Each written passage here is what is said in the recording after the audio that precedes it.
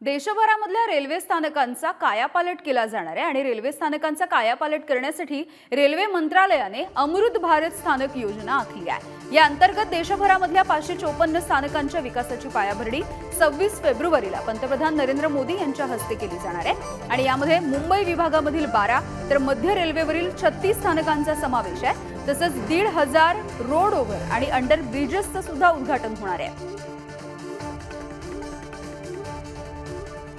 पंतप्रधान नरेंद्र मोदी 26 फेब्रुवारी रोजी अमृत भारत योजनेअंतर्गत 554 स्थानकांच्या कायापलटेची पायाभरणी करणार आहेत। हा प्रकल्प जो आहे तो 2274 कोटी रुपयांपेक्षा जास्त असणार आहे।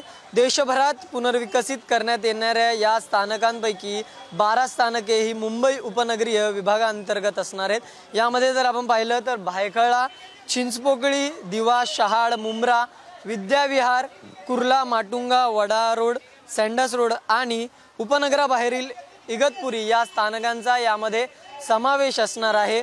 भारतीय रेल्वेने या योजनेअंतर्गत श्रेणी सुधारित आणि आधुनिकीकरणाचा देशभरातील एकूण 1309 स्थानक जे आहेत त्यांचा या कायापालट करण्यात येणार आहे।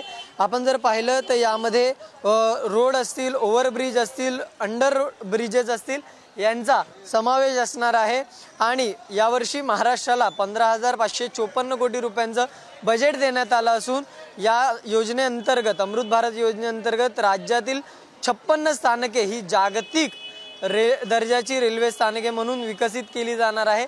त्यामुळे यातील मुंबई विभागातील 12 स्थानकांचा मोठ्या प्रमाणात कायापालट करण्यात येणार आहे। त्यामुळे नक्कीच येत्या काळात या 12 स्थानकांचा कायापालट झालेला आपल्याला पाहायला मिळेल।